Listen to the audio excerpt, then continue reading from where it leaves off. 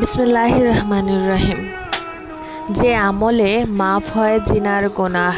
আজকে আমরা এমন 2 রাকাত নামাজ এবং এমন একটা আমলের কথা বলবো যে আমলটা আপনি যদি করতে পারেন তাহলে জীবনে জিনার মতো এত ভয়াবহ গুনাহ করে থাকেন তাহলে নিশ্চয়ই আল্লাহ তাআলা তো ক্ষমা করে দিবে। জিনা শুধু কারোর সাথে শারীরিক সম্পর্ক করা নয়, জিনারও বিভিন্ন প্রকারভেদ আছে। 1. চোখের জিনা, 2. হাতের জিনা, 3. অন্তরের জিনা, 4. জিহ্বার জিনা বা মুখের জিনা। জিনা ভিন্ন প্রকার হতে পারে। নিজের স্ত্রী ব্যতীত অন্য মহিলার সাথে জৈবিক চাহিদা পূরণ করাকে যৌনাঙ্গ চাহিদা বলে। এছাড়া চোখের জিনা হচ্ছে মাহরাম ব্যতীত অন্য মহিলার দিকে কামনার দৃষ্টি নিক্ষেপ করা। মুখে এবং জিহ্বার জিনা হচ্ছে কামভাবে কথা বলা। অবিবাহিত ব্যভিচারীর শাস্তি 100 বেত্রাঘাত এবং বিবাহিতের শাস্তি হচ্ছে রজম অর্থাৎ কোমর পর্যন্ত পুঁতে পাথর মেরে হত্যা। উল্লেখ্য, দেশের শাসক বা তার প্রতিনিধি কেবল এই শাস্তি কার্যকর করতে পারেন। জেনা ব্যভিচার কবিরা গুনাহ, তওবা ব্যতীত এ গুনাহ মাফ হয় না। ব্যভিচার ব্যক্তি ওই গর্হিত কর্ম থেকে ফিরে আসার জন্য অনুতপ্ত হয়ে খালেস অন্তরে তওবা করলে আল্লাহ তাআলা সেই তওবা কবুল করবে ইনশাআল্লাহ। একটা হাদিস বলি। একবার নবী করিম সাল্লাল্লাহু আলাইহি ওয়াসাল্লামকে একজন ব্যক্তি খুব হতাশার স্বরে বলতে আরম্ভ করলো, ইয়া রাসূলুল্লাহ, আমি জিনা করে ফেলেছি, আল্লাহ কি আমাকে মাফ করবেন? তখন নবী করিম সাল্লাল্লাহু আলাইহি ওয়াসাল্লাম বললেন, তুমি কি নামাজ পড়ো? তখন ওই লোকটি বলল, হ্যাঁ, আমি তো নামাজ পড়ি। তখন নবীজি সাল্লাল্লাহু আলাইহি ওয়াসাল্লাম ওই লোককে উদ্দেশ্য করে বলতে লাগলেন, নিশ্চয়ই নামাজ অন্যায়, অত্যাচার, অবিচার ও অশ্লীলতা থেকে রক্ষা করে। নবীজি সাল্লাল্লাহু আলাইহি ওয়াসাল্লাম তাকে নামাজ পড়ার একটা সাজেশন কিন্তু দিলেন, তাকে উপদেশও দিলেন। আমরা অনেকে নামাজ পড়ি, কিন্তু আমরা নামাজ পড়ার সঠিক নিয়মটা জানি না। তাহলে চলুন জানা যাক।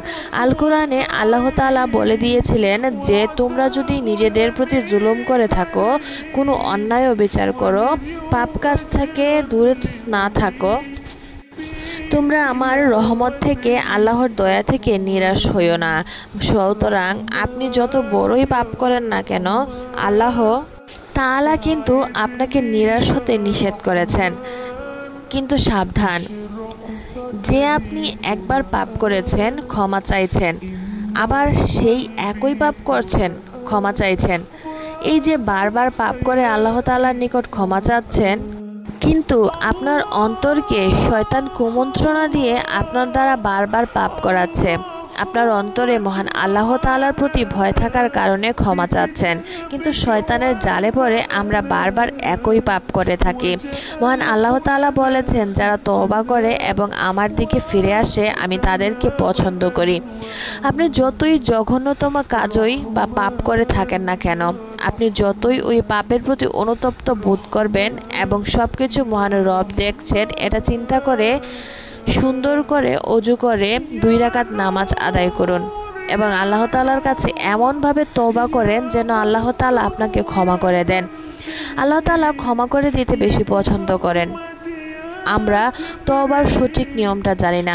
আমরা মনে করি আস্তাগফিরুল্লাহ রাব্বি মিন কুল্লি যামবি ওয়া আতুবু ইলাইহি লা হাওলা ওয়ালা কুওয়াতা ইল্লা বিল্লাহিল আলিয়্যিল আযীম, এটা পড়লেই তওবা হয়ে গেল। বিষয়টা কিন্তু তা না। আপনি যে পাপ কাজ করেছেন সেটার জন্য আপনাকে অনুতপ্ত হতে হবে। 2. ওই পাপের জন্য আল্লাহ তাআলার নিকট বিশেষভাবে ক্ষমা প্রার্থনা করতে হবে। 3.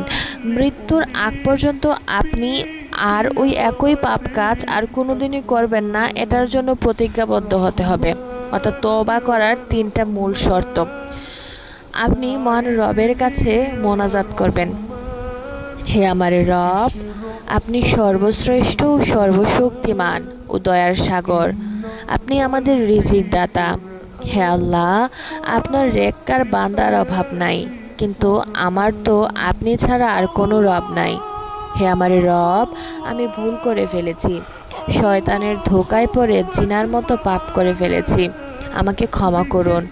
আপনি তো রহমানুর রহিম, আপনি সাত্তার, আপনি তো ক্ষমা করতে বেশি পছন্দ করেন, আপনি তো কাউকে খালি হাতে ফেরান না, আপনার হুকুম ছাড়া একটা গাছের পাতাও নড়ে না।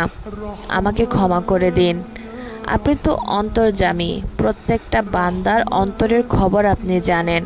আপনার রহমতের উসিলায়, আপনার গুণবাচক নামের উসিলায় আমাকে ক্ষমা করুন। আপনার দিন ও নবী করিম সাল্লাল্লাহু আলাইহি ওয়াসাল্লামের সুন্নত মোতাবেক জীবন অতিবাহিত করার তৌফিক দান করুন। আমিন। এভাবে যদি আপনি মোনাজাত করতে পারেন এবং তওবা করার পূর্ব শর্তগুলো পালন করতে পারেন, তাহলে অবশ্যই আল্লাহ তাআলা আপনি যত বড়ই গুনাহ করে থাকেন না কেন তিনি ক্ষমা করে দিবেন, কারণ তিনি পরম ক্ষমাশীল ও দয়ালু। তিনি কাউকে খালি হাতে ফেরান না। ভালো লাগলে চ্যানেলটাকে সাবস্ক্রাইব করে যাবেন, ভিডিওতে অবশ্যই লাইক কমেন্ট করে যাবেন।